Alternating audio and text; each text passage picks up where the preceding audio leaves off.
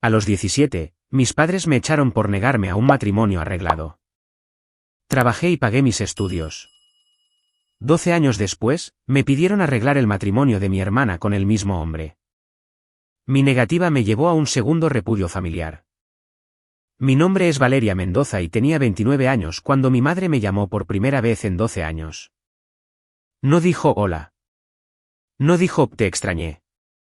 No dijo lo siento. Dijo, tu hermana necesita escuchar esto de ti. Yo estaba sentada en mi escritorio en la ONG donde había trabajado durante 3 años. Una taza de café frío, una pila de formularios de admisión, una tarde de martes como cualquier otra. Luego, un número que no reconocí. Después, una voz que había pasado 12 años tratando de olvidar. Mi madre quería que llamara a mi hermana menor, Liliana, y la convenciera de casarse con Héctor Saldívar. El mismo Héctor Saldívar con el que había intentado casarme cuando yo tenía 17 años. Él ahora tenía 44. Lili tenía 17. Mi madre lo dijo como si me estuviera pidiendo que le pasara la sal. Lo que sucedió en la mesa de esa cena 3 semanas después hizo que me repudiaran por segunda vez. Crecí en un pueblo donde todos sabían tu segundo nombre, el apellido de soltera de tu abuela y exactamente que habías cenado el jueves pasado. 1200 personas, un supermercado, 2 iglesias, 0 secretos. Mi madre, Elena Mendoza, manejaba los chismes del pueblo como algunas personas corren maratones, con resistencia y sin intención de detenerse. Estaba en todos los comités, asistía a todas las misas y se aseguraba de que nuestra familia luciera exactamente como ella quería, perfecta, obediente, agradecida. Mi padre, Roberto, leía el periódico en el desayuno y en la cena, y no decía casi nada en el medio. Tenía opiniones, a veces podías verlas cruzar su rostro, rápidas como una nube sobre el sol. Pero nunca las decía en voz alta. El silencio era su firma. La tía Consuelo, la hermana mayor de mi madre, vivía a 4 casas de distancia y trataba nuestra puerta principal como si fuera suya. Sabía todo sobre todos y consideraba un servicio público asegurarse de que todos supieran que ella lo sabía. Yo tenía 17 años, en la primavera de mi último año de preparatoria. Tenía un plan del que no le había hablado a nadie. Un instituto tecnológico público a 60 kilómetros al este, un título técnico en algo práctico, una salida que no requería permiso. En nuestro pueblo, las chicas se casaban jóvenes. Las chicas se casaban con quien les decían. Las que no, eran tema de conversación en los convivios de la iglesia, en voces lo suficientemente altas como para que se escucharan. Tenía una hermanita, Lili, de 5 años. Me seguía a todas partes. La encontraba sentada afuera de la puerta de mi habitación dibujando caballos en hojas de papel reciclado, esperando a que saliera. Había una maleta de cuero marrón en el closet del pasillo, desgastada y vieja. Mi madre la guardaba en el estante superior. Solía decir, esa maleta vino conmigo el día que me casé con tu padre. Yo no sabía que también se iría conmigo. Solo que no de la manera que ella imaginaba. El anuncio llegó un jueves por la noche. Estofado de res, ejotes, la mesa puesta con los platos buenos, lo cual debió haber sido mi primera advertencia. Mi madre esperó hasta que todos tuvieran comida en su plato. Ese era su estilo. Atraparte con cortesía y luego dar el golpe. Valeria, vas a conocer a Héctor Saldívar este domingo después de la iglesia. Lo dijo de la misma forma en que decía todo, como si ya estuviera decidido. Bajé el tenedor. ¿Conocerlo para qué? Para discutir el arreglo. No parpadeó. Consuelo ha estado hablando con su madre. Tiene una casa, un trabajo estable en la constructora. Tiene 32 años y está listo para sentar cabeza. Yo tenía 17. La tía Consuelo se reclinó en su silla con una sonrisa que decía que había estado esperando este momento toda la semana. Héctor es un buen hombre, estable, confiable. Tienes suerte. Miré a mi padre. Estaba cortando su estofado en cuadrados muy precisos. No levantó la vista. No quiero conocerlo, dije. La temperatura de la habitación cambió. Mi madre dejó su servilleta lentamente, de la forma en que lo hacía cuando estaba a punto de decir algo que había ensayado. Esto no se trata de lo que tú quieres, Valeria. Se trata de lo que esta familia necesita. Volvería a escuchar esa frase 12 años después. Las mismas palabras, la misma voz, la misma cocina, diferente hija. Debajo de la mesa, Lily jugaba con un caballo de plástico. Era demasiado pequeña para entender lo que pasaba. Solo sabía que la habitación se había quedado en silencio y que los adultos habían dejado de comer. Me miró con esos enormes ojos castaños y le sonreí como si todo estuviera bien. Nada estaba bien. Dije que no un domingo. Mi madre había dejado un vestido sobre mi cama esa mañana. Azul, hasta la rodilla, con cuello. El tipo de vestido que usas cuando te están presentando. Lo dejé en la cama y bajé en jeans y sudadera. Elena me vio desde la cocina. Su boca se afinó en una línea. Ve a cambiarte. No voy a conocerlo. El silencio que siguió fue de esos que te hacen zumbar los oídos. La tía Consuelo estaba en la barra rebanando pan. Se detuvo a la mitad de la rebanada. Mi padre levantó su periódico. Su voto fue emitido sin decir una palabra. Valeria. La voz de mi madre había bajado a ese registro que usaba cuando quería que supieras que no te estaba preguntando. Esta familia tiene tradiciones. Yo me casé con tu padre de esta manera. Tu tía Consuelo se casó de esta manera. Tu abuela se casó de esta manera. Funciona. Funcionó para nosotras. Yo dije, quiero algo diferente. Diferente. Pronunció la palabra como si tuviera mal sabor. Diferente es lo que dicen las chicas cuando quieren terminar solas. La tía Consuelo dejó el cuchillo del pan. Elena, déjame hablar con ella. No. Mi madre levantó una mano. Valeria sabe lo que se espera de ella. Siempre lo ha sabido. Sí lo sabía. Lo sabía desde que tenía 11 años y vi a mi prima Daniela casarse a los 18 con un hombre al que había visto 3 veces en su vida. Daniela sonrió en la boda, pero yo le vi las manos. Estaban temblando. Yo no iba a ser Daniela. Voy a entrar al tecnológico en otoño, dije. Ya envié mi solicitud. Mi madre me miró fijamente. Luego se volvió hacia mi padre. Él no levantó la vista del periódico. Ella se volvió hacia mí. Ya veremos. 3 días después, me desperté a las 4 de la mañana por el sonido de unas cremalleras. Mi madre estaba en el pasillo, afuera de mi habitación. La maleta marrón estaba abierta en el suelo. Estaba doblando mi ropa dentro, ordenada y precisa. De la misma forma en que doblaba todo. Me quedé en el marco de la puerta. Ella no levantó la vista. ¿Qué estás haciendo? Hiciste tu elección, Valeria. Así es como se ve. Había empacado mis jeans, 2 suéteres, mi cepillo de dientes y los $370 pesos que tenía en el cajón de mi buró. No empacó mi anuario. No empacó el conejo de peluche que Lily me dio para mi cumpleaños. Empacó lo que pensó que necesitaría para sobrevivir. Nada que me hiciera querer regresar. Mi padre no estaba en casa. Se había ido a trabajar a las 3:30.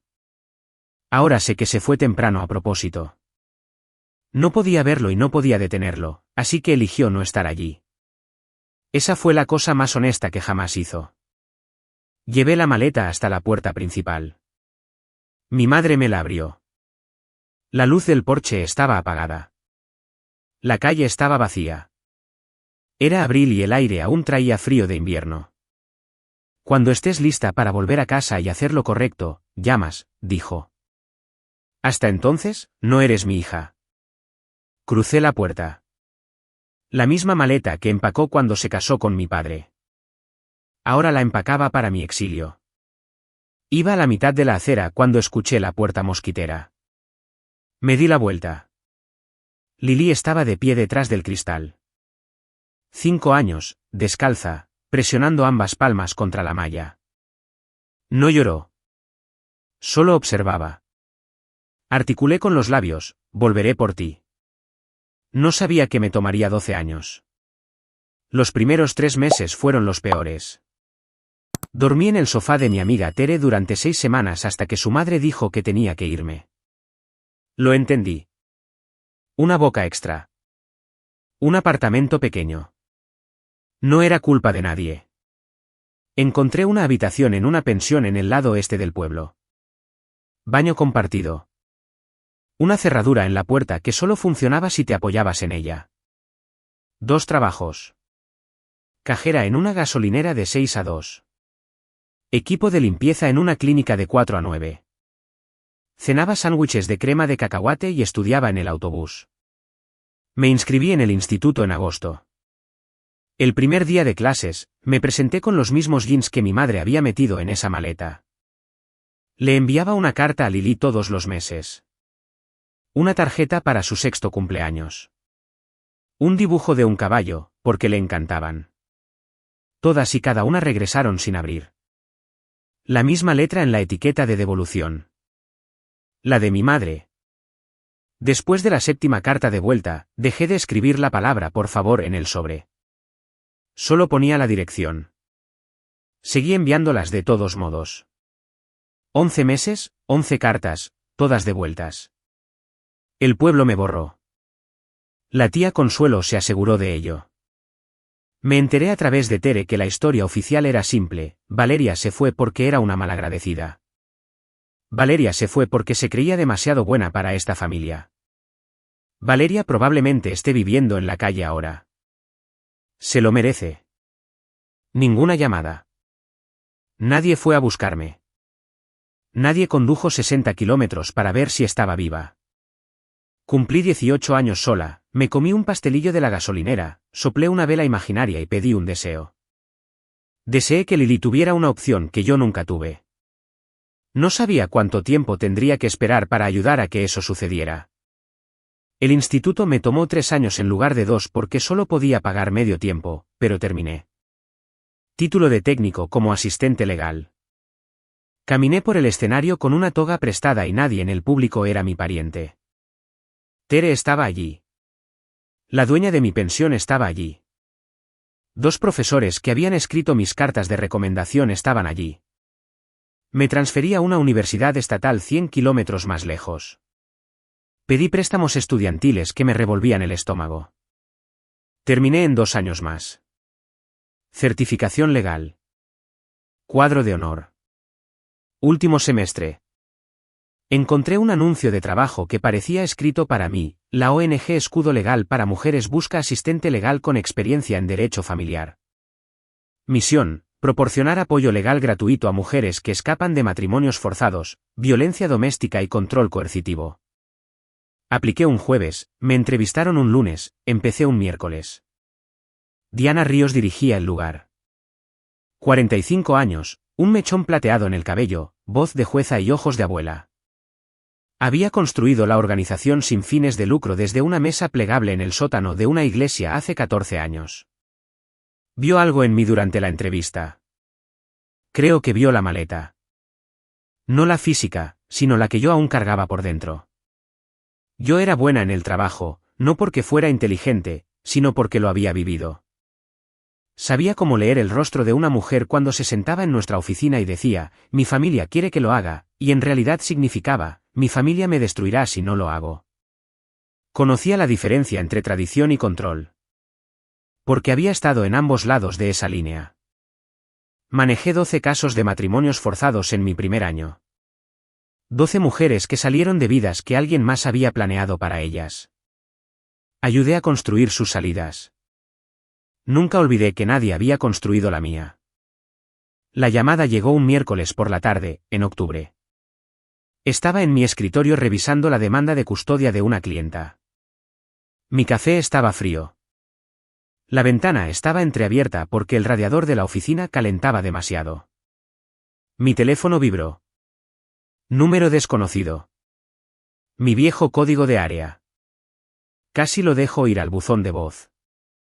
Casi. Valeria. La voz de mi madre. 12 años. La misma cadencia. La misma forma en que decía mi nombre. Como una sentencia que estaba dictando. No hablé durante 4 segundos. En esos 4 segundos, una parte pequeña, estúpida y obstinada de mí esperaba que estuviera llamando para decir, lo siento. Fui una ignorante. Pero a la esperanza no le importa lo que sabes. Tu hermana se está poniendo difícil, dijo Elena. Necesita escuchar esto de alguien que entienda lo que pasa cuando te niegas. ¿Negarse a qué? Héctor Saldívar ha estado hablando con Consuelo. Está listo para sentar cabeza otra vez. Lili ya tiene edad. ¿Ya tiene edad? ¿17 años? La misma edad que yo tenía. Héctor ahora tenía 44 años, se había divorciado una vez y estaba de vuelta en el mercado buscando una novia de la comunidad. ¿Quieres que convenza a Lili de casarse con Héctor Saldívar? Dije en un tono plano, obligándola a escucharlo en voz alta. Quiero que le digas la verdad. Que la vida sola es dura. Que desearías haberme escuchado. Pero eso no es verdad. Silencio. Luego, esto no se trata de lo que tú quieres, Valeria. Se trata de lo que esta familia necesita. La misma frase. 12 años después, palabra por palabra. Como si la hubiera guardado en un cajón junto a la maleta. De fondo, escuché algo. Un pequeño sonido, un respiro, o un sollozo. Alguien más estaba en la habitación. Alguien estaba escuchando. Mi hermanita ya no tenía 5 años. Tenía 17. Y estaba asustada. Me senté en mi auto en el estacionamiento durante 40 minutos después de esa llamada. El motor estaba apagado. Las ventanas subidas. Sostenía mi teléfono en el regazo como si fuera algo frágil o algo peligroso. Ambas cosas. 12 años de silencio. Ni una tarjeta de cumpleaños. Ni una llamada de vuelta. Ni un «estás viva». ¿Y ahora? Ahora me necesitaba. No porque me extrañara. No porque se arrepintiera de lo que hizo. Porque Lili estaba haciendo exactamente lo que yo había hecho. Y Elena necesitaba a alguien que lo frenara. El mismo hombre, el mismo arreglo, la misma edad, la misma cocina, probablemente los mismos platos buenos. Seguía pensando en Lili a los 5 años, presionando sus palmas contra la puerta mosquitera. Como me había visto alejarme y no había llorado. Como había articulado, volveré por ti y luego había fallado en cumplir esa promesa durante más de una década. La culpa no era nueva. Vivía en una habitación de mi pecho que mantenía cerrada con llave la mayor parte del tiempo. La abría cuando trabajaba hasta tarde en un caso. La abría cuando ayudaba a una clienta de 17 años a empacar una bolsa. La abría cada vez que imaginaba a Lili creciendo en esa casa, bajo ese techo, con esa mujer moldeando cada decisión. Alguien tocó a mi ventana. Diana estaba de pie en el estacionamiento con su abrigo sobre un brazo y esa mirada que tenía cuando ya sabía que algo andaba mal. Bajé la ventana. «Te ves como alguien que acaba de leer su propio obituario», me dijo. Le conté todo. La llamada. Héctor. Lili. 17 años. La misma sentencia que mi madre me había dictado a la misma edad. Diana escuchó sin interrumpir. Luego dijo una sola cosa: «¿Cuántos años tiene tu hermana?» 17. Asintió lentamente. Ese asentimiento significaba algo en escudo legal para mujeres. A la mañana siguiente, empecé a hacer llamadas. ¿Redes sociales primero? Nada. Lili no tenía cuentas. Ni Facebook, ni Instagram, nada. En nuestra comunidad, a las chicas no se les daban teléfonos hasta que se comprometían. El Internet era para los hombres y para hacer compras. Intenté con el teléfono fijo de la familia. La tía Consuelo contestó al segundo timbre. En el momento en que escuchó mi voz, dijo: «Te llamaremos cuando estemos listos», y colgó. 3 segundos. Ni siquiera el tiempo suficiente para decir el nombre de Lili. Llamé a Tere. Todavía vivía en el pueblo, trabajaba en el banco, mantenía un perfil bajo. No me debía nada, pero me dio todo. Héctor compró un anillo la semana pasada, dijo Tere. Llevó a Consuelo con él para escogerlo. Tu madre le ha estado diciendo a la gente que Lily está emocionada. Hay una cena de presentación planeada para el próximo mes. ¿Está emocionada Lily? Tere hizo una pausa. La vi en el supermercado el sábado pasado. Parecía que no había dormido en una semana. Pregunté por Héctor. Tere bajó la voz. Su primera esposa se fue después de 2 años, se mudó a la capital. La gente dice que ella dijo que él era controlador. Tu tía le dijo a todos que la esposa era el problema. ¿Controlador?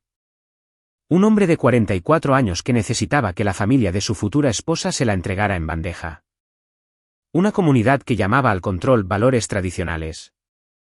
Yo había visto este expediente antes. No este exactamente, pero docenas como él. Los nombres cambiaban. Los códigos postales cambiaban. La dinámica nunca lo hacía. Abrí mi computadora portátil en el trabajo y busqué a Héctor Saldívar en cada base de datos pública a la que tenía acceso. Registro de matrimonio, solicitud de divorcio, registros de propiedad. Nada criminal. Nada en papel. Los peligrosos rara vez dejaban rastro de papel. Dejaban mujeres que se mudaban a la capital y nunca regresaban. Necesitaba escuchar a Lily directamente. El mensaje de texto llegó a las 11:14 de la noche de un martes.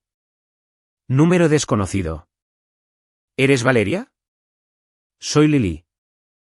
Pedí prestado el teléfono de mi amiga Sofía. Por favor no le digas a nadie. Me quedé mirando la pantalla durante 10 segundos.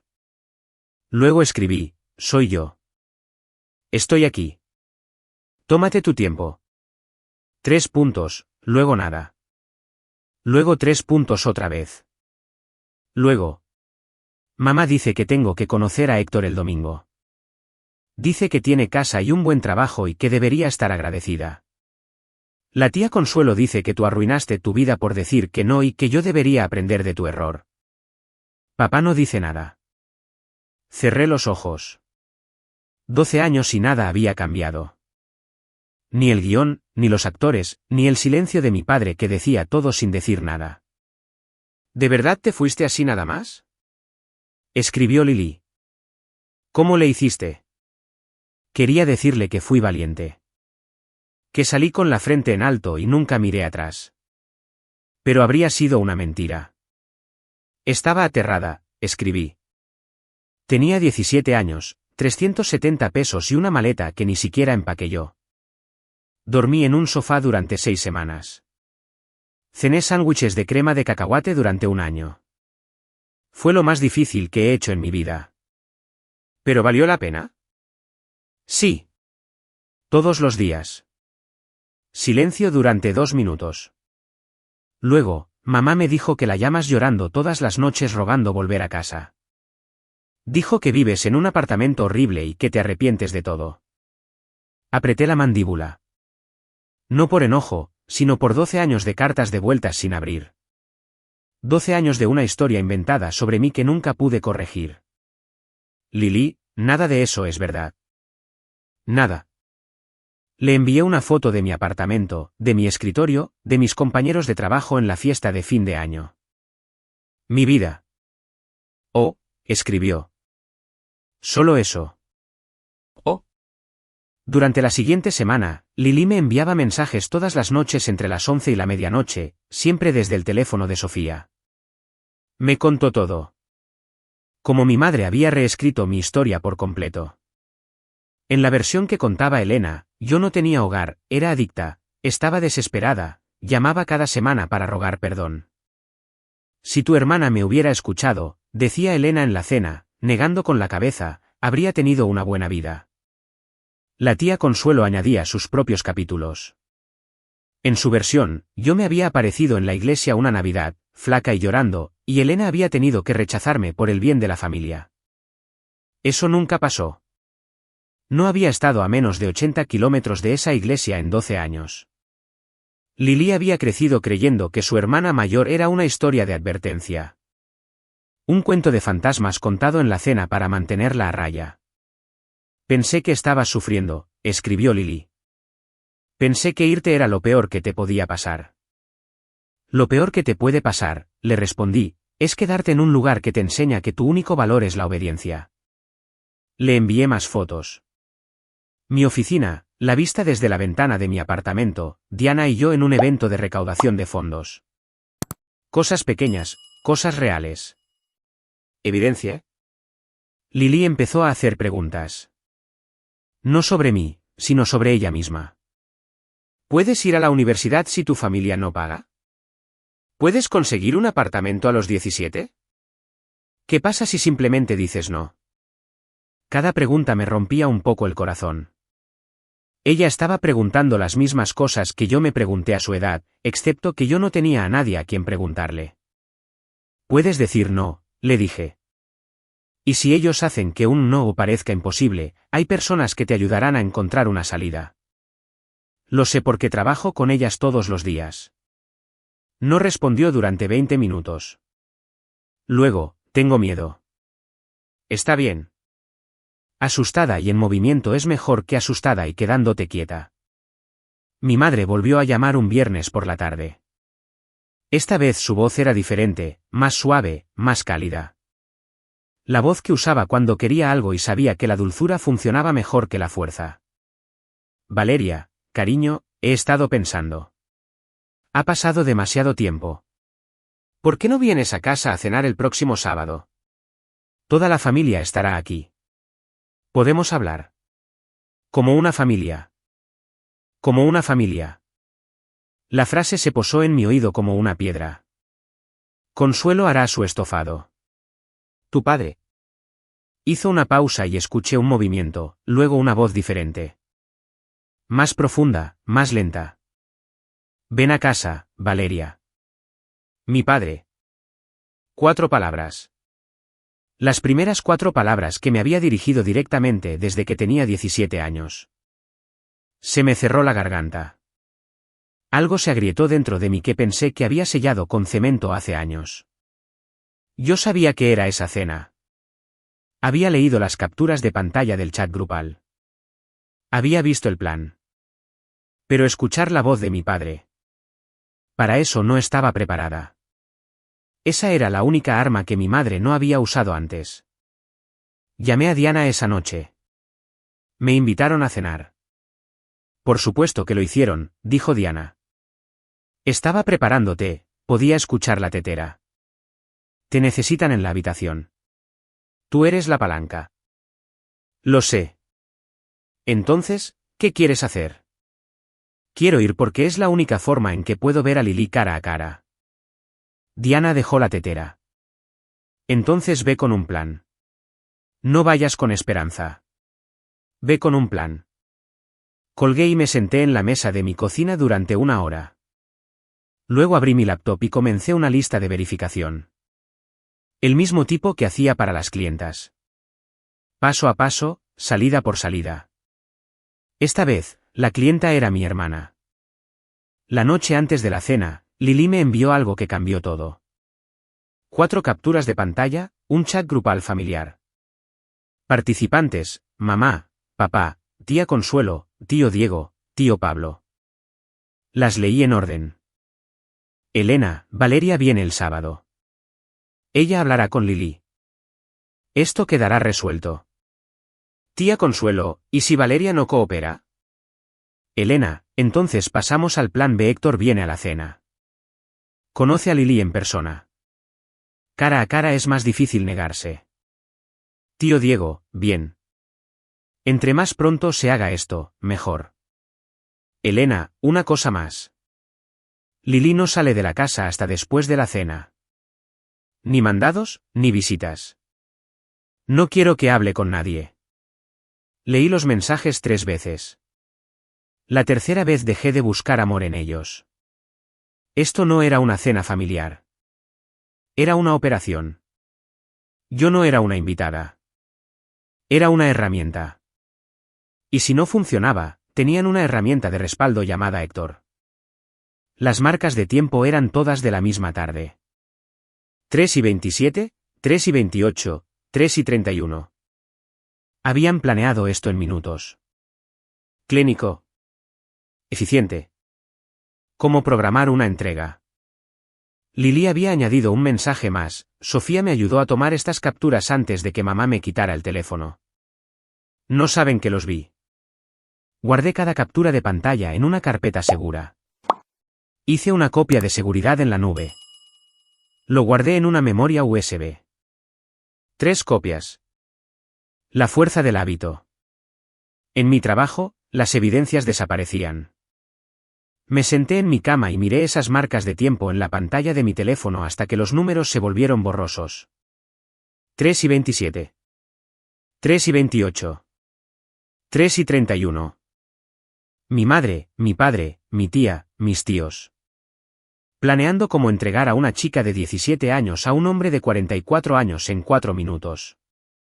Cerré los ojos. Cuando los abrí, había terminado de tener esperanza. Si estás leyendo esto y alguna vez has leído un mensaje que finalmente te mostró quién es realmente tu familia, no quién esperabas que fueran, sino quiénes son realmente, suscríbete, porque esta historia se trata de lo que sucede cuando dejas de tener esperanza y comienzas a planear. Quédate conmigo. Jueves por la mañana, 2 días antes de la cena.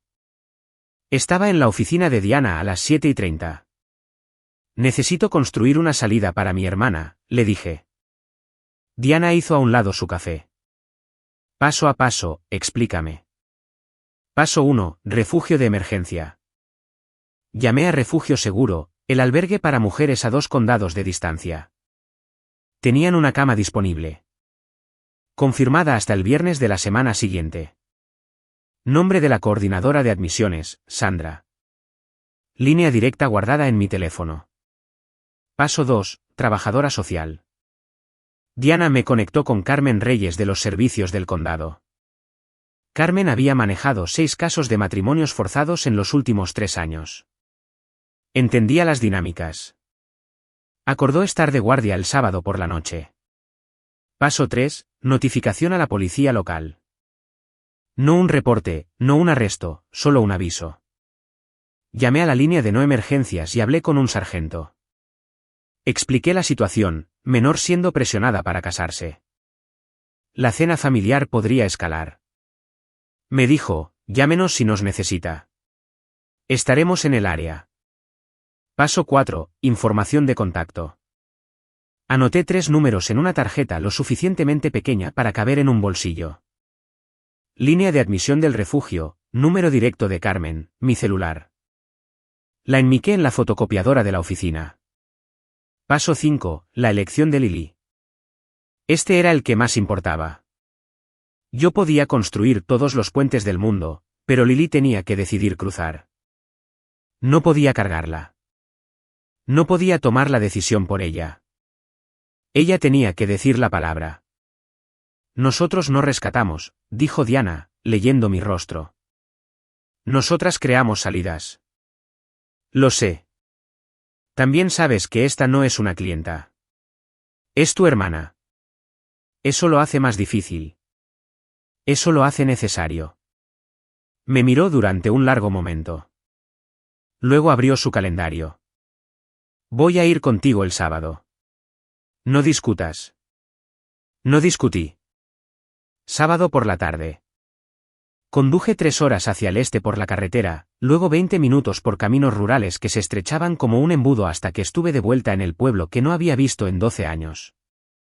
Más pequeño de lo que recordaba, o tal vez yo era más grande. La gasolinera donde había trabajado todavía estaba allí. Diferente letrero, mismo estacionamiento. La pensión había desaparecido, reemplazada por unas bodegas de alquiler. El complejo de apartamentos de la madre de Tere tenía pintura nueva. Y luego, la casa. La misma fachada blanca, volviéndose gris en los bordes. La misma cerca de alambre. El mismo árbol de jacarandas en el jardín delantero que mi padre plantó el año en que nací. Ahora más alto que el techo. El jardín estaba descuidado. El buzón estaba oxidado. La puerta principal. Me senté en el auto y la miré durante 30 segundos. La misma puerta. 12 años. La pintura estaba más clara donde le daba el sol. Todo lo demás estaba más oscuro. Diana estaba en el asiento del pasajero. No me apresuró. Solo esperó. Me bajé, caminé por el sendero y toqué el timbre. Mi madre abrió la puerta y me atrajo en un abrazo antes de que pudiera prepararme. Sus brazos, su perfume, su barbilla en mi hombro. Mi cuerpo lo recordó antes de que mi cerebro lo procesara. Por 3 segundos, tuve 5 años, y todo era cálido, seguro y simple. Luego se apartó, sostuvo mi rostro con ambas manos y dijo, «Te ves delgada, cariño. Ven a comer». Detrás de ella, la casa olía a estofado de res y a cera para pisos. El pasillo era el mismo. Las fotos en la pared eran las mismas, excepto que la mía había sido quitada. Un rectángulo brillante en el tapiz donde solía colgar mi retrato escolar. Entré. Diana detrás de mí. La puerta se cerró. Estaba en casa. Excepto que ya no era mi casa. La mesa estaba puesta para 8. Los platos buenos otra vez. Los mismos de hace 12 años. Elena había llenado cada asiento. Roberto en la cabecera, silencioso como siempre. La tía Consuelo frente a mí, ya mirándome como si fuera un problema de matemáticas que pretendía resolver. El tío Diego, de cuello grueso y jovial, golpeando la mesa cuando se reía. El tío Pablo, más callado, pellizcando el pan. Y Lili. Estaba sentada en el otro extremo junto a la tía Consuelo. 17 años. Cabello oscuro como el mío. Tenía la mandíbula de mi madre y los ojos callados de mi padre. Llevaba un suéter gris que le quedaba demasiado grande y no dejaba de jalarse las mangas sobre las manos. No me miró cuando me senté. Miraba su plato, pero cuando Consuelo se volteó para rellenar su vaso, Lili levantó la vista por medio segundo. Solo lo suficiente. Lo suficiente para que yo lo viera, estaba aterrorizada. Miren esto, dijo Elena, gesticulando hacia la mesa con ambas manos. Toda la familia junta. Ha pasado demasiado tiempo. Lo dijo como si yo hubiera estado de vacaciones. Como si yo hubiera elegido estar lejos. Como si la maleta en el porche a las 4 de la mañana hubiera sido un malentendido. La tía Consuelo me sonrió. Te ves muy delgada, Valeria. Vivir sola no es bueno para una mujer. No vivo sola, le dije. Tengo una compañera de cuarto. No la tenía. Pero Consuelo no necesitaba saber eso. Elena dirigió la conversación.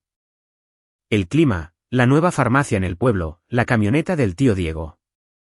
Temas seguros, corrientes suaves que nos llevaban a todos hacia la verdadera conversación que había planeado para después de la cena. Lili no comió nada. Movía la comida por su plato con el tenedor, construyendo pequeños muros con los ejotes. Miré sus manos. Estaban firmes. Eso era algo. Después de que retiraron los platos, mi madre me pidió que fuera a la sala. Solo nosotras dos. Su tono era casual. Sus ojos no. La sala no había cambiado. El mismo sofá, la misma cruz en la pared.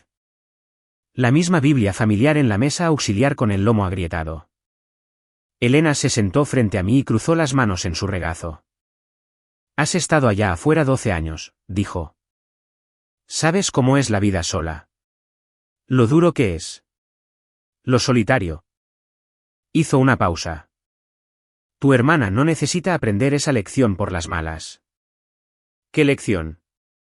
Que una mujer sola es una mujer incompleta. Dejé que eso se quedara en el aire entre nosotras. Incompleta. Como si una mujer sin marido fuera una casa a medio construir. Como si todo lo que yo había hecho, los títulos, la carrera, mi vida entera, fueran solo andamios alrededor de una habitación vacía. Dile a Lili que acepte a Héctor, dijo Elena. Dile que te arrepientes de lo que hiciste. Dile que si te hubieras casado con Héctor cuando tuviste la oportunidad, tu vida habría sido mejor. Pero nada de eso es verdad. Entonces haz que sea la verdad. Su voz no subió. Bajó. Eso fue peor. Esto no se trata de lo que tú quieres, Valeria. Se trata de lo que esta familia necesita. La tercera vez. Las mismas palabras grabadas en ella. Escuché sonar el timbre de la puerta principal. El tío Diego abrió. Una voz en el pasillo.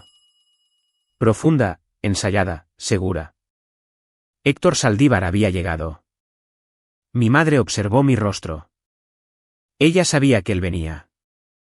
Este era el plan B ejecutado a tiempo. Héctor en la casa. Lili en la habitación contigua. Yo en medio. Ve a saludar, dijo Elena. Y luego ve a hablar con tu hermana. Me puse de pie, pero no para obedecer. Héctor Saldívar estaba en el pasillo como si fuera el dueño. Traje gris, reloj de oro, zapatos lustrados. El tipo de hombre que gastaba dinero en parecer confiable porque la realidad era otra. Tenía 44 años, pero se comportaba como si le estuviera haciendo un favor a todos al presentarse. Sonrisa amplia, apretón de manos firme. Ese tipo de confianza que viene de nunca haber escuchado un no de nadie que importara. Valeria. Dijo mi nombre como saludarías a una vieja conocida en una reunión. La que se escapó. Se rió. Nadie más lo hizo. El tío Diego le dio una palmada en el hombro a Héctor. Qué bueno verte, muchacho. Me alegra que esto por fin esté pasando. La tía Consuelo tomó su abrigo. ¿Héctor? Lili está en la cocina. Es un poco tímida. Ya sabes cómo son las jovencitas. Héctor miró más allá de todos y encontró a Lili en el marco de la puerta. Estaba de pie con los brazos cruzados, las mangas bajadas y los hombros encogidos hasta las orejas. Él le sonrió de la forma en que le sonríes a algo que ya decidiste comprar. Ahí está, dijo. Más bonita que en las fotos. Lili no le devolvió la sonrisa. Yo observaba desde el otro lado de la habitación. La misma habitación donde mi madre había anunciado mi arreglo 12 años atrás. La misma mesa, los mismos platos, otra hija siendo ofrecida al mismo hombre. Héctor era 15 años mayor de lo que había sido cuando mi madre intentó entregármelo. Tenía canas en las sienes, líneas alrededor de la boca, pero el sentido de que tenía derecho era el mismo. La suposición de que merecía a una joven de esta comunidad porque tenía dinero, una casa y el apellido correcto. Miré a Lili. Ella me miró a mí y en esa mirada vi todo lo que necesitaba ver. No iba a sobrevivir a esto sola. Toqué el codo de Lili. ¿Podemos hablar afuera? Solo nosotras. Los ojos de mi madre se iluminaron. Pensó que este era el momento. El momento en que yo entregaría su guión. Adelante, niñas. Tómense su tiempo. El patio trasero era pequeño y oscuro. Un reflector sobre el garaje.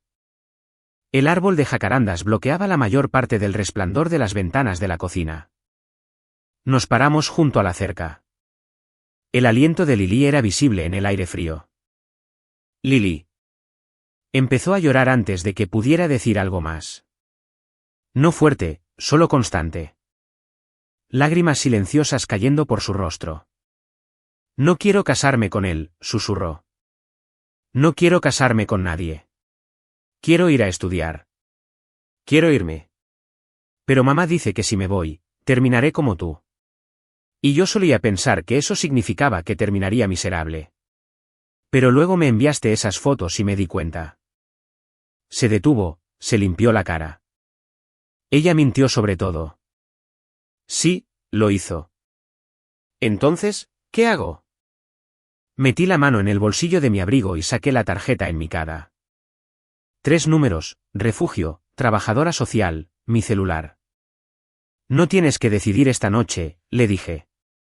Pero necesito que sepas que hay una puerta, una real, con personas del otro lado que te ayudarán a cruzarla. Lili tomó la tarjeta, le dio la vuelta, leyó cada número. Hace 12 años, mamá hizo una maleta para mí, le dije. Ella decidió qué llevar. Ella decidió cuándo me iba. Ella decidió que eso significaba vergüenza. Puse mi mano sobre la de ella. Si te vas, tú empacas tu propia mochila. Te vas en tus propios términos. Y no significa vergüenza. Significa que te elegiste a ti misma. Lili se guardó la tarjeta en el bolsillo trasero. Tengo miedo. Está bien. Asustada y caminando es mejor que asustada y quedándote quieta.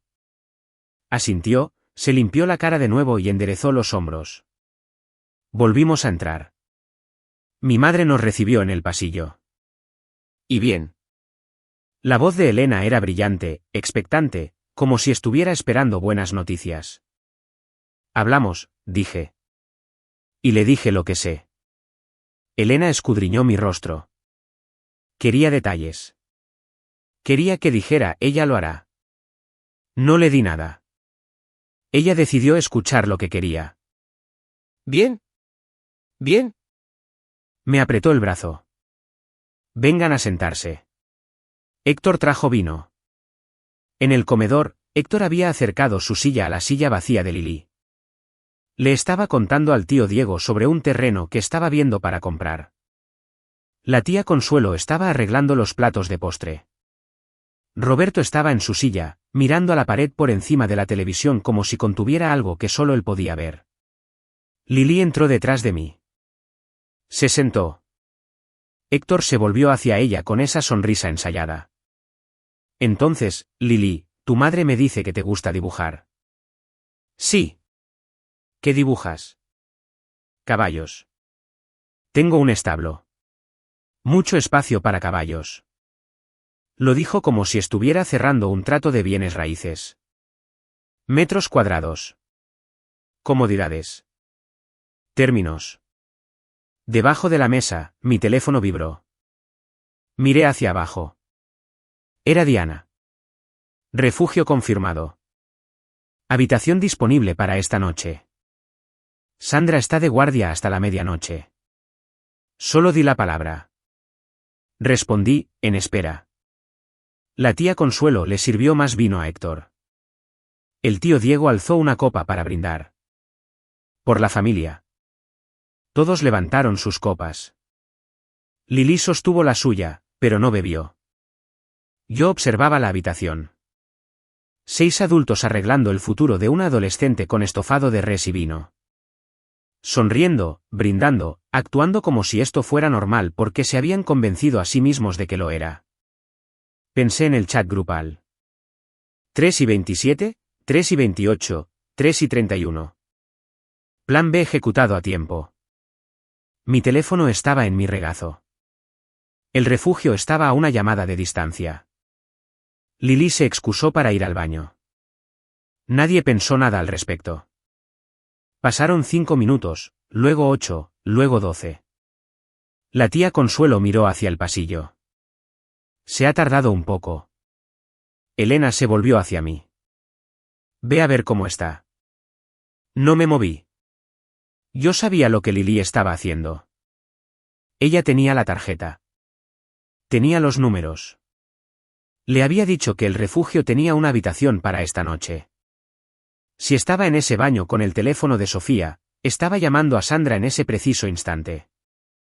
Dale un minuto, dije. Estaba muy emocional hace rato. Déjala respirar. Los ojos de Elena se achicaron. La calidez que había estado actuando toda la noche se volvió tensa. Me conocía lo suficiente como para reconocer que estaba ganando tiempo.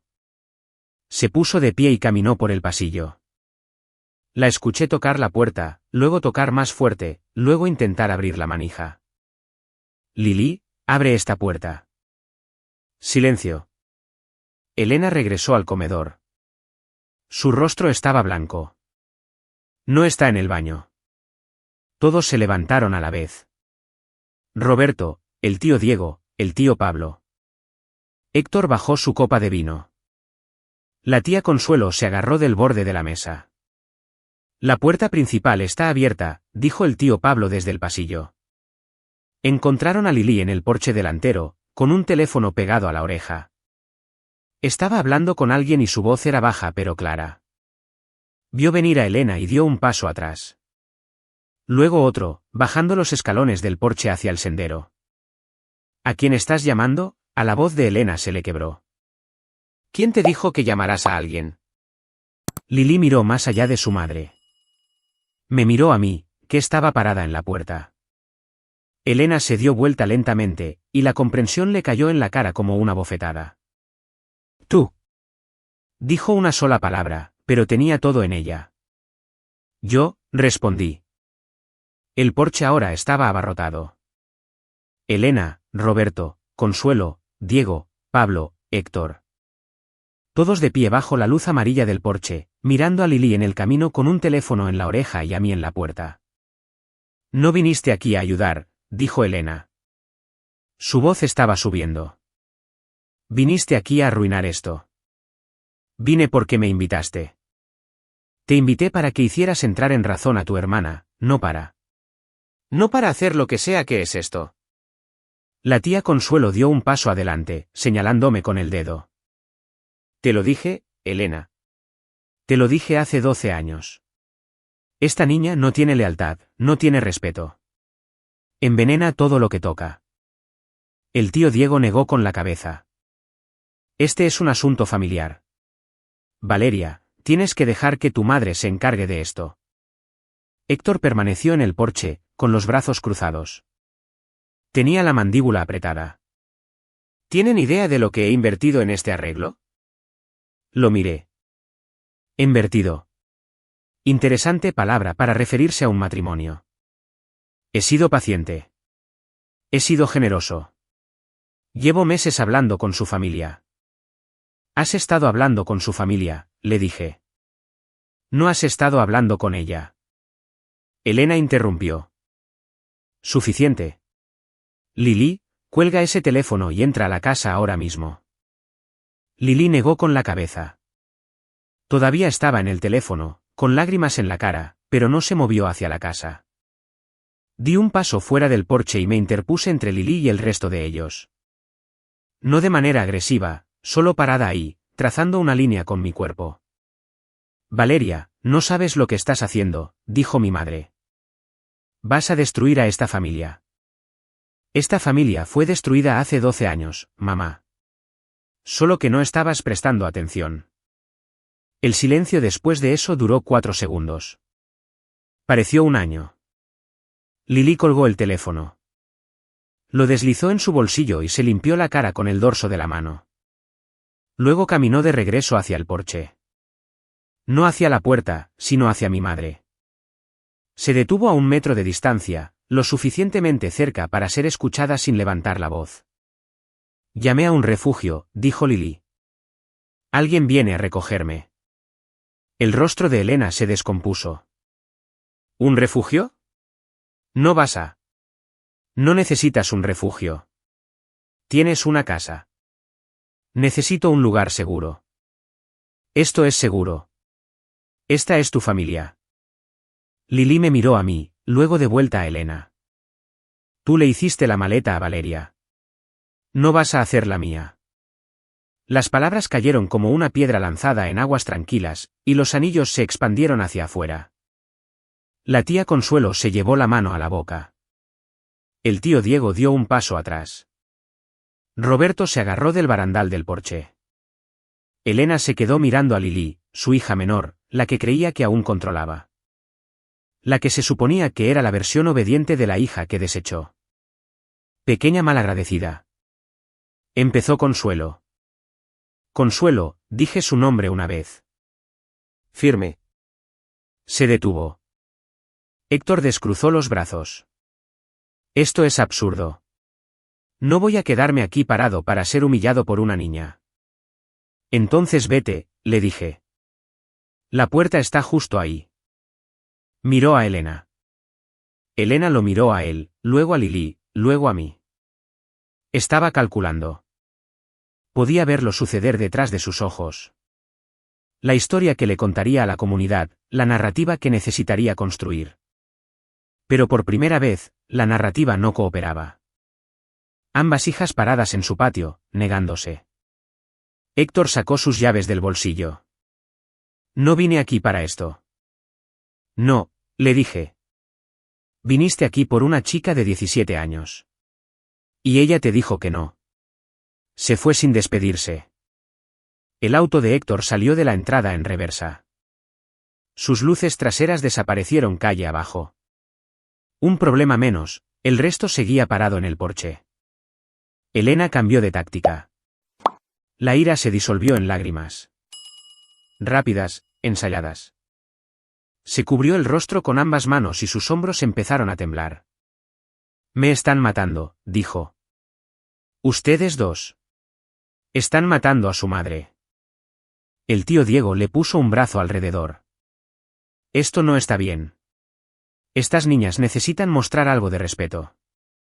El tío Pablo, más callado, tal vez todos deberíamos calmarnos. Calmarnos. Elena dejó caer sus manos. Su cara estaba roja y húmeda. Mis hijas están paradas en mi patio llamando a un refugio como si yo fuera una especie de monstruo. Roberto habló. Por segunda vez en 12 años, habló. Valeria. Su voz era baja, dura. Ya rompiste esta familia una vez. No lo vuelvas a hacer. Eso dolió. No porque fuera verdad, sino porque era lo máximo que me había dicho en la vida. Y lo usó para culparme. Miré a mi padre. Yo no rompí esta familia, papá. Sobreviví a ella. Apartó la mirada. De vuelta a la pared. De vuelta a la nada a la que siempre miraba. Las luces de un auto giraron hacia la entrada. El auto de Diana. Ella salió primero. Con el abrigo puesto. Una carpeta bajo el brazo. Detrás de ella, una mujer de unos 30 años con un gafete del condado. Carmen Reyes. La trabajadora social. Las lágrimas de Elena se detuvieron al instante, como si hubieran cerrado una llave de agua. ¿Quiénes son estas personas?, dijo. Trajiste extraños a mi casa. Diana caminó por el sendero. Profesional, firme. Había hecho esto 100 veces. Buenas noches. Mi nombre es Diana Ríos. Soy la directora de Escudo Legal para Mujeres. Ella es Carmen Reyes, de los servicios sociales del condado. Lo dijo lo suficientemente alto como para que todos los vecinos escucharan. Y en este pueblo, los vecinos lo escuchaban todo. Nadie se movió durante 3 segundos. Elena estaba de pie en el porche con el rímel corriéndole por ambas mejillas, mirando a 2 mujeres que no conocía paradas en su pasillo. Trajiste a personas de afuera a un asunto familiar, dijo. Su voz era silenciosa. ¿Peligrosa? Di un paso adelante. Esto dejó de ser un asunto familiar cuando empezaste a planear cómo entregar a una chica de 17 años a un hombre que le dobla la edad. Eso no es lo que es. Entonces déjame leerte lo que es. Saqué mi teléfono, abrí las capturas de pantalla, sostuve la pantalla donde la luz del porche la iluminaba. Mi voz no se elevó. Cada frase era plana. Medida, de la forma en que leía los expedientes. Elena Mendoza, 3:27, sábado. Cito, Valeria viene el sábado. Ella hablará con Lili. Esto quedará resuelto.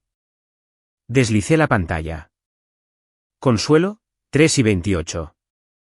¿Y si Valeria no coopera? Elena, 3:29. Entonces pasamos al plan B. Héctor viene a la cena. Conoce a Lili en persona. Cara a cara es más difícil negarse. Deslicé de nuevo. Elena, 3:31. Una cosa más. Lili no sale de la casa hasta después de la cena. Ni mandados, ni visitas. No quiero que hable con nadie. Bajé el teléfono y miré a mi madre. Encerraste a una menor en la casa para que no pudiera buscar ayuda. Arreglaste que un hombre de 44 años la presionara en persona, y me trajiste aquí para ser la primera línea de esa presión. El rostro de la tía Consuelo estaba gris. El tío Diego había quitado el brazo del hombro de Elena. El tío Pablo miraba al suelo. Roberto estaba de pie junto a la barandilla. Él no negó nada. Había estado en el chat grupal. Su nombre estaba en las marcas de tiempo. La pantalla del teléfono brillaba entre nosotros. Evidencia, horas registradas, sus propias palabras. Elena se quebró primero. Esos eran mensajes privados, conversaciones privadas de la familia. No tenías ningún derecho. Lili tenía todo el derecho. Eran sobre ella. Es una niña. Ella no tiene derecho a... Es una niña.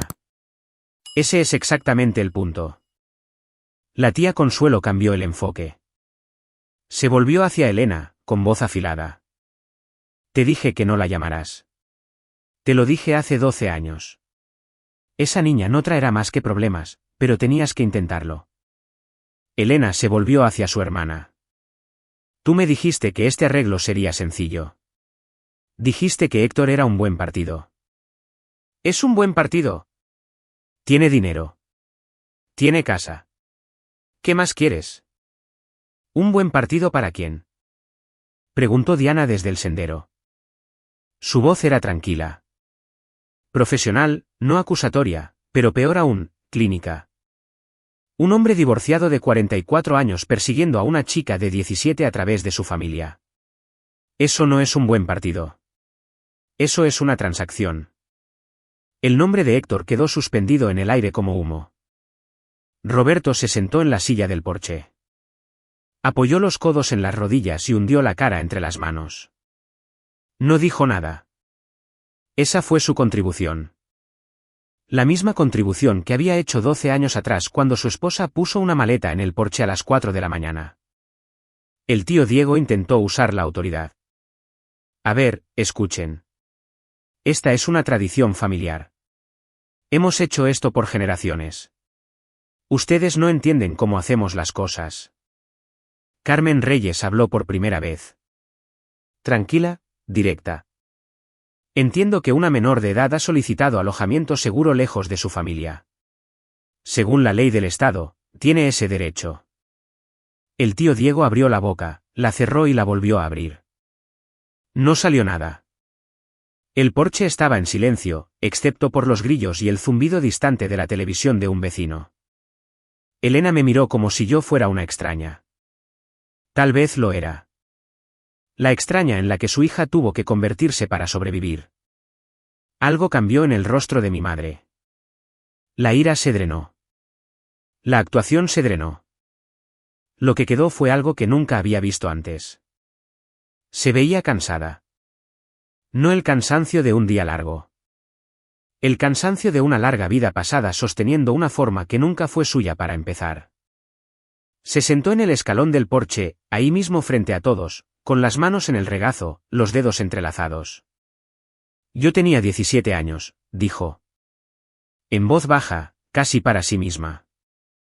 Cuando tu abuela arregló mi matrimonio con tu padre, yo no quería ir. Lloré durante 3 días. Me dijo que llorar era de egoístas. Me miró. Sus ojos estaban húmedos, pero ya no estaba actuando. Fui de todos modos. Me casé con tu padre. Te tuve a ti. Tuve a Lili. Construí una vida con lo que me dieron. Y sobreviví. Por un segundo. Un solo segundo. La vi. No a Elena la villana. No a Elena la controladora. A Elena, la chica que también tuvo 17 años una vez. A la que también le hicieron una maleta. La que también estuvo ante una puerta que no eligió. Mamá, le dije. Entonces sus ojos se endurecieron. La suavidad se cerró como una ventana que se azota de golpe. Y tú me lo vas a agradecer, dijo. Su voz volvió a ser rígida. Ambas. Lili me lo agradecerá como yo se lo agradecí a mi madre, porque así es como funciona esto. Así es como siempre ha funcionado. Así lo elegimos. Justo ahí, frente a todos, tuvo un momento en el que podría haber roto el ciclo. Podría haber dicho, lo entiendo. Podría haber dicho, me equivoqué. Llegó a la bifurcación del camino y se dio la vuelta. Eligió la tradición sobre sus hijas. No porque fuera malvada, sino porque admitir que estaba equivocada significaba admitir que toda su vida se había construido sobre algo que nunca consintió. Esa era una verdad demasiado pesada para cargar. Elena se puso de pie, se secó la cara y se enderezó la blusa. Cuando habló, su voz era la que yo recordaba de hace 12 años. Fría. Definitiva. Lárguense de mi casa. Las dos. Y no vuelvan. La tía Consuelo asintió. Hasta nunca. El tío Diego negó con la cabeza. El tío Pablo se miró los zapatos. Miré a mi madre. La última vez que me dijiste eso, tenía 17 años. No tenía nada. Ni dinero, ni auto, ni trabajo, ni a nadie. Hice una pausa, miré a Diana, firme en el sendero, a Carmen con su gafete del condado y su autoridad legal, a Lili, parada a mi lado con la barbilla en alto y los ojos claros. Esta vez, dije, no me voy sola. La mandíbula de Elena se tensó. Esto no se trata de lo que tú quieres, Valeria. La última vez. Esas palabras, una rotación final de la frase sobre la cual había construido toda su vida. Tienes razón, le dije. Nunca se trató de lo que yo quería. Y ese es exactamente el problema. Me volví hacia Lili. Tenía una pequeña mochila colgada al hombro. No una maleta, una mochila. Ella misma la había empacado. Bajamos juntas los escalones del porche, caminamos por el sendero, pasamos junto al árbol de jacarandas, pasamos junto al buzón oxidado, y salimos. La misma reja que había cruzado a los 17 con una maleta empacada por alguien más. Ahora la cruzaba a los 29, con mi hermana a mi lado y dos mujeres detrás de nosotras que hacían este trabajo porque importaba. Detrás de nosotras, Elena dijo algo. No lo escuché. No necesitaba hacerlo. Lili miró hacia atrás una vez, luego giró la cabeza hacia el frente. La puerta estaba detrás de nosotras. Todo lo demás estaba adelante. Empacó una maleta para mí cuando tenía 17 años. 12 años después, intentó hacerle lo mismo a mi hermana. Si todavía estás viendo esto, significa que algo en esta historia te tocó de cerca. Suscríbete, deja un comentario y dime, ¿alguna vez has cruzado la misma puerta 2 veces, pero la segunda vez ya no tenías miedo? Diana conducía. Lili iba en el asiento trasero con su mochila en el regazo. Yo estaba sentada junto a ella. El pueblo se encogió en el espejo retrovisor, el campanario de la iglesia, luego la torre de agua, y luego nada más que un camino oscuro y árboles. Carmen le explicó los siguientes pasos desde el asiento delantero. Alojamiento temporal en la entrada del refugio seguro esta noche. Inscripción en un programa para terminar la preparatoria la próxima semana. Consulta legal el lunes para establecer a Lili como menor independiente. Tendrás una trabajadora social asignada, dijo Carmen. Se llama Rosa. Es buena. Te verá cada semana. Lili asintió. Miraba por la ventana los campos oscuros que pasaban. Valeria, dijo en voz baja. Sí. ¿Tuviste miedo cuando te fuiste la primera vez? Todos los días. Se pone mejor. Se vuelve diferente. Luego se vuelve tuyo. Y entonces sí, se pone mejor. Se quedó callada durante unos kilómetros. Luego, yo no tengo maleta. Solo agarré mi mochila. Miré la mochila en su regazo. Pequeña, morada, del tipo que lleva una chica de preparatoria.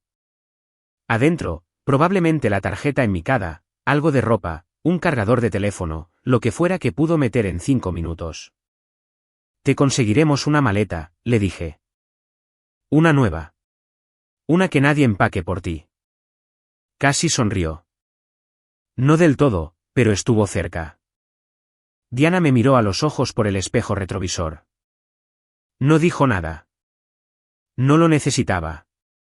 Había recorrido este camino antes con otras mujeres, otras niñas, otras conversaciones en el asiento trasero sobre maletas y sobre empezar de nuevo. La carretera se abrió ante nosotras. 3 carriles, las luces de la capital a lo lejos. Espacio para moverse. Espacio para respirar. Lili se quedó dormida unos 60 kilómetros después, con la cabeza contra la ventana y su mochila abrazada contra el pecho. Estaba a salvo. 2 semanas después, Lili estaba inscrita en el programa de preparatoria en el centro comunitario cerca de Refugio Seguro. Tenía su propia habitación, un escritorio, una ventana que daba a un estacionamiento, pero era su ventana. Yo manejaba 3 horas todos los sábados para visitarla. Comíamos comida para llevar en su cama y me mostraba su tarea. Era buena en matemáticas, mejor que yo. Había vuelto a dibujar.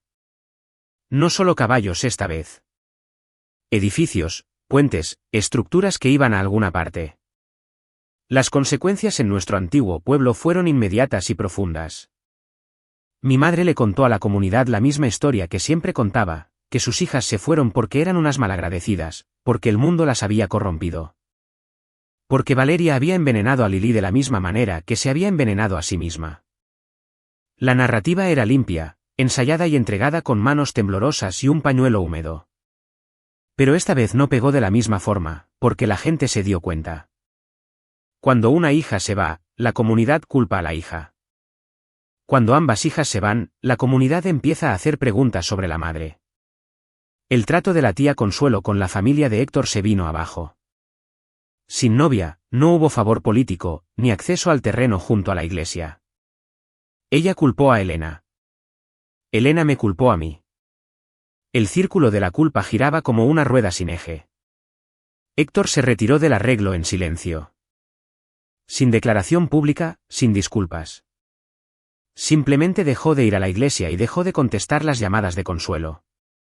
Un hombre que necesitaba a una familia para que le entregaran a una esposa, no quería la atención de una trabajadora social del condado y la directora de una ONG. Mi padre me llamó una vez, 11 días después de la cena. La llamada duró 14 segundos. «¿Tu hermana está a salvo?» «Sí». Colgó. Ninguna disculpa. Ninguna explicación. Ningún debía haber hecho más.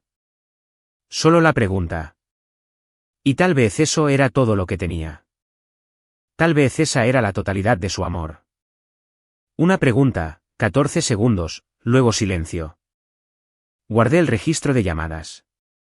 No porque esperara más, sino porque quería recordar que preguntó.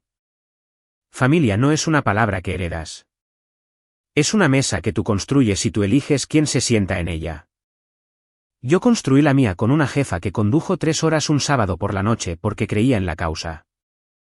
Una trabajadora social que respondió su teléfono a las 11:30 de la noche, una amiga llamada Tere que me mantuvo viva con información y amabilidad. Y una hermana que cruzó una puerta que le habían dicho que nunca debía abrir. Y con la versión de mí misma con la que una chica de 17 años soñó alguna vez mientras estaba sentada en la banca de un autobús a las 5 de la mañana.